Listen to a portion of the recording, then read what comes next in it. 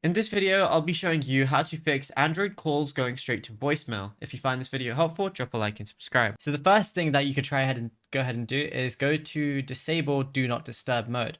So swipe down on the top right of your screen, and then you're going to see a bunch of your quick settings. And if you have do not disturb enabled, which is this little icon right here, all you want to do is go ahead and make sure that it isn't turned on. And then basically, because you could be getting calls, but they're just going straight to voicemail or you're just not hearing them. What you could also do is go ahead and open up the phone app. And then once you open up the phone app, so I'm just going to go ahead and open it right now.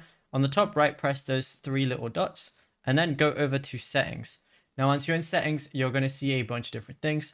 But what you want to do is just scroll down and you're going to see a lot more things. You can go to other call settings and you're going to see flip to SHH. So once you go ahead and see that, all you want to do is go over and turn it off, and then that's literally it. You'll be good to go.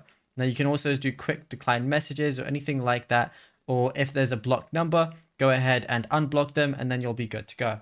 Now, if you found this video helpful, be sure to drop a like and subscribe, and also be sure to check out all our other tutorials that we've been posting on the channel as well.